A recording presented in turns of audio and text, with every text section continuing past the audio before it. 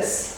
Eleanor Boyle here, as you know, continuing all these years later, our conversation from 1976. That was such an opportunity for me, way back when I was a television reporter locally. And now, in 2024, we get a chance for me to hear what you've been doing. Well, I got a chance to correct a couple of things that I said which did not happen.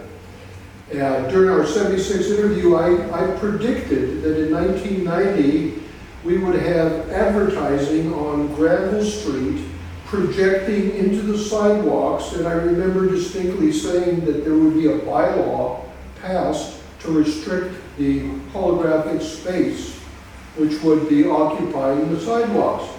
In 1990, that did not happen. I know that because, of course, it didn't happen. It hasn't happened since. I know you said that, and I love that looking back on our own interview. Why didn't it happen? It seemed a brilliant practical application of this incredible art and science that you pursued. I left and went to Samoa in 1979, 78, I believe, 77. And I stopped making holograms, and that's one of the reasons why it didn't happen. Besides, other people didn't have that interest. One of the reasons it didn't happen. The other thing that didn't happen was that I was talking about Chandler memorials, and these are the people that built headstones.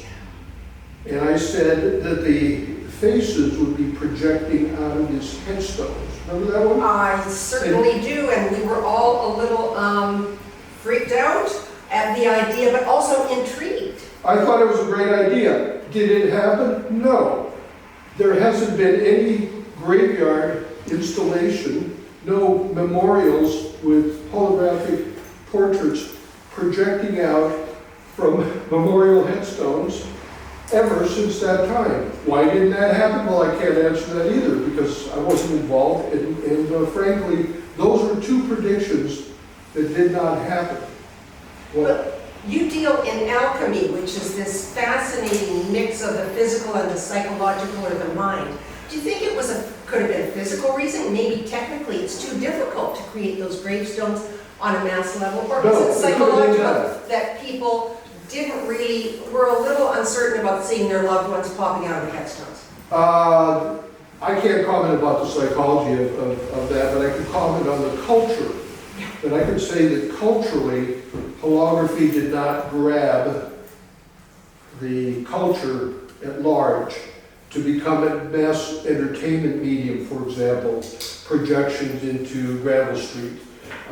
Technically, it could have been done. It would have been very expensive, but what happened, of course, in the late 70s was that we moved in the 80s to digital, and that took over everything. In fact, this catalog that documents the show in 2024 talks about, and Felix Rapp's essay talks about that cultural bias towards digital imaging. I think Catherine McTavish also comments on that. That we became fascinated with the personal computer and all the narcissism that comes with the platforms that we deal with today, Facebook, Instagram, etc. They became the cultural interest. So holography dropped off because it was, number one, difficult to make, expensive to make, but on the other hand, it didn't catch on culturally. And I don't mind because I kept doing it in the 80s and 90s, as you know, and we are now in 2024. I think that the purpose of the show was to stimulate interest in a new generation. This is what I'm paraphrasing Felix Rapp's interest, but that's really why this show was created, to address the current group of image makers and say, look at this from 50 years ago. Are you interested? Yeah. Does this turn you on? Yeah. Will you be interested in making more of this? And what I got from last night's opening was yes. Yes. There's a number of people that will constitute a new generation. Right? So I wanted you to talk a little about the future, and you're doing that now. Say more about that. People, there is an interest, there is a space for an interest. Yes, but the interest is going to be their interest.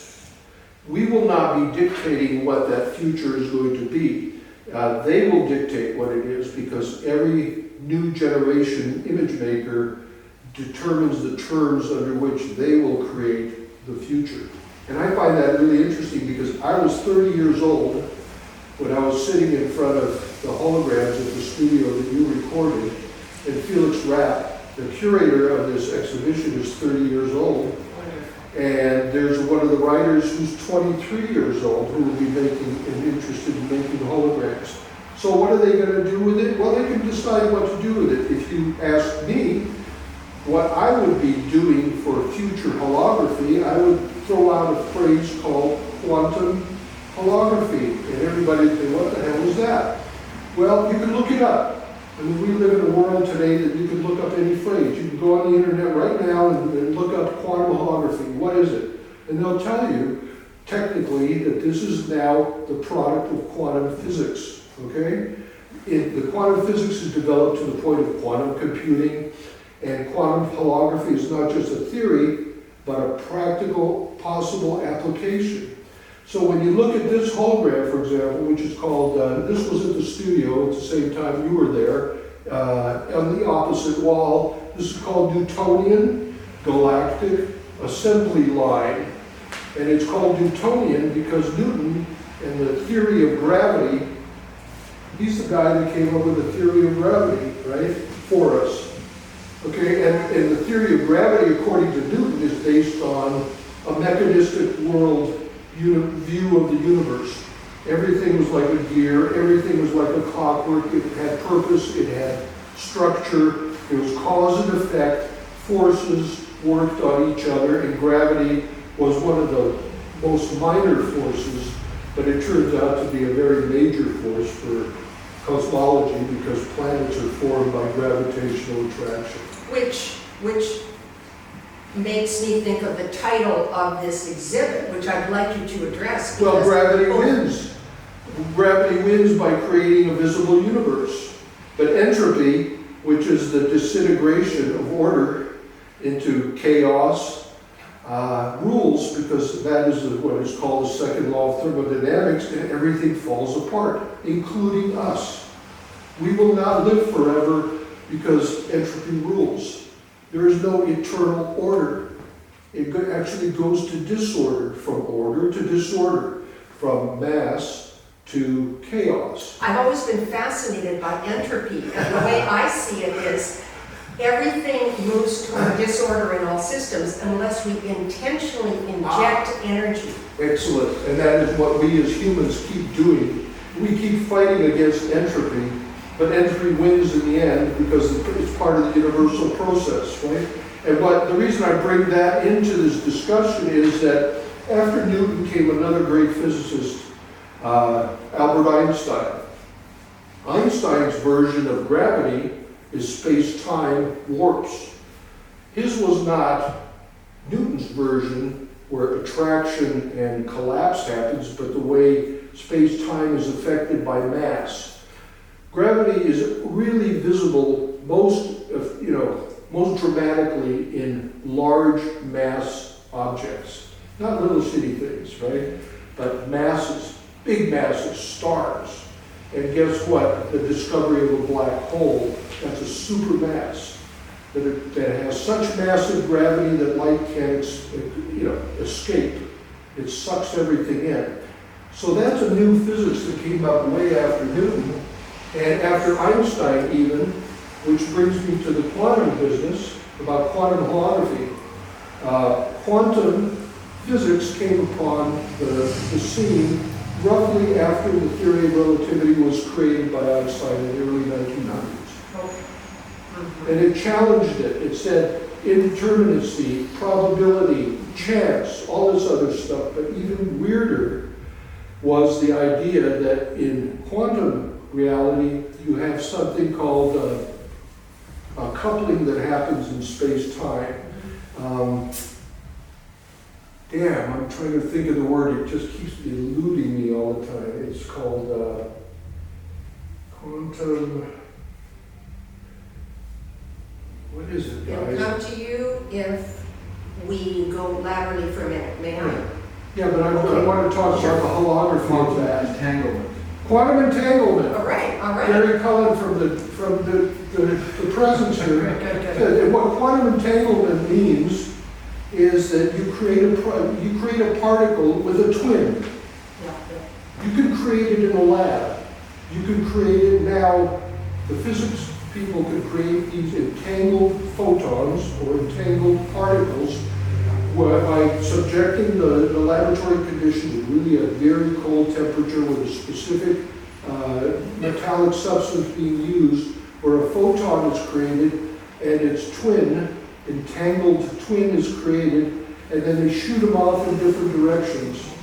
And that means that the other entangled particle will behave in real time in a contrary mirror manner to the photon, right? In other words, if the photon's spinning this way, the other one will spin the other way. If it has this charge, it'll do this charge. So what that means is that you have a twin in the universe that is entangled with you, particle upon particle, and even more interesting is that that particle doesn't even have to be in your same quadrant of the universe. It could be on the other side of the universe. It still works. And guess what pissed Einstein off? It exceeds the speed of light because it's instantaneous. Einstein said the speed of light is the maximum. When you have something instantaneous happening in the universe, you've exceeded the speed of light. Instantaneous exceeds the speed of light. And how does all this inform your work? Well, I want to come back to this exhibit because gravity, I think all these decades you've been playing with gravity in the sense that these figures appear to be suspended in space, immune from gravity. Yeah, and they're free of gravity by being suspended in space, and they appear to have material characteristics, physical characteristics, which are created by the focus of light in particular ways. But where is the mass in this? You know, it's a riddle that I've embarked on. I don't pretend to have the answers to these riddles, and I won't live long enough to do quantum holography. But the reason I keep going back to that as a proposition is, somebody said to me, what would be the future of holography for you, Al? I'd say, if I started now, I'd get involved in quantum holography. What would I need? I need a damn lab. I need a lot of institutional support.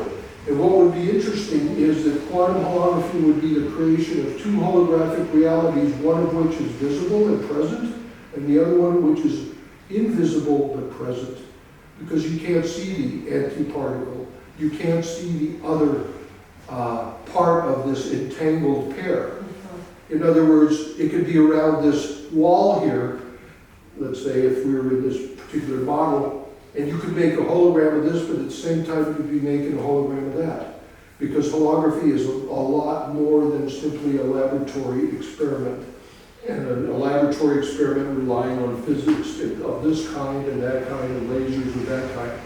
So the bottom line here is, you can imagine, given the tools of contemporary science, to create possibilities to sing a song, if you like, of life and nature in the universe, and by singing that song you can infect other people's imagination so they will continue to sing it their way.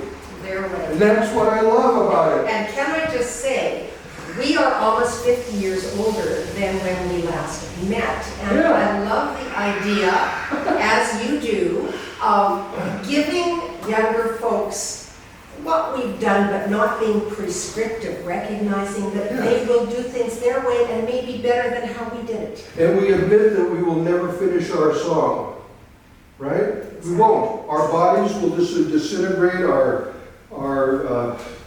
whatever we call ourselves, the being, the person, the Eleanor, the Al, will be no longer. The story will continue. We will have given them certain stanzas of the song, but it will be sung again and continued by other generations, which will find almost unpredictable, unknown, unexpected results and versions, which really turns me on. And that's why I'm so happy to be here right now, 4 kilometers down from where Visual Alchemy was, where 4th Avenue crossed underneath the Granville Street Bridge, where you and I met. In 1976, right out of the blue, you walked into the studio and you sat down with all this stuff and you asked some questions, you put it on air, right? You ended up with some video synthesis and video art stuff. Yeah, we still have that. Isn't that wild? Still have that. And none of that, it wasn't really important whether or not the culture embraced it, because a whole bunch of other people started singing similar songs. I use the term song because it's a way of expressing yourself in a way that shows how the imagination could be made manifest. That's about all I can say. To sing something, you know, to speak it, to make a hologram. You know, it's just an object that's going to fade, and that's one of the characteristics of the show, that there's a lot of holograms here that are fading and are survivors of a broken past. And some didn't even make it. We have a hologram here that exists only as a stereo pair that was photographed by Gary Cullen, a stereo artist, a holographer, a friend of mine here. And that is on a display as the stereo slide. Where's the hologram? Well, it's in your head, because a stereo image is created in your head, not as a physical fact. So this is what I'm beginning to find really cool. So it's the physical and the psychological, it's the world up there interacting with ourselves. Yeah, and it's a really cool way to grow old. I gotta recommend it for some of the younger people. When you grow older, you will hope that you can grow older in a humble and a humorous way and not take yourself so seriously that it's your legacy, right, that you're worried about. I can really use that, and so can a lot of people. Well, I could use it too, because I've had to swallow my false predictions. You know, if somebody said, well, Al, I invested in your holographic project of tombstones in 1976, and you were predicting in 1990 we're going to have a big deal about it, and it never happened. Why not? Well, because Disney happened. Disney created a haunted house full of illusions that took away some of the magic from holography and turned it into parlor trickery. You know, but that's okay. That's part of it. You know, where did we get our sense of amazement, except from, you know, magic? I mean, I'm a magic audience freak. You know, I love magic shows because they really stimulate me. The whole question of how is it done, what is this, is it possible, is it real, you know, that kind of stuff. So that's what you got going in me in 1976. You recorded it. Well, that's very nice, but it was your work that has laid the foundation for all of the thinking and the critiquing and the inventing and all of the work that you've done over the decades. Eleanor, you were the only person that I recall that ever brought a crew and did an interview with me underneath the Granville Street Bridge in 1923 Granville. Remember that interview? You were sitting there, I was sitting there. We had the holograms up on the wall. I was going off on the things, but you, for some reason, decided to do this and put it on air. And then you sent me a video copy of it. Years later. Decades later. And you know what? It ties right into what we're sitting in right now. Yeah. And I'm so delighted to see you. And I understand you've had an illustrious career, you've been writing books, and you've gone on in life and all that stuff, but you're here. And I'm an activist, and I think you're making me realize that I care too much about whether my specific ideas are transmitted. So thank you. I'm going to think more about growing old in this way. Well, you know what? There's that entanglement business, there's the quantum world out there, and there's the new generation that will use different tools to create different answers and different propositions to the next generation if this planet with us on it survives long enough, because we've done enough stupid things, but that's another topic and another conversation we could, as activists, have. Thank you, Al. This has been a pleasure. And did I answer some questions for you? You answered questions. I'm so delighted that you're here. This was really fun. Okay. Thank you. We did it.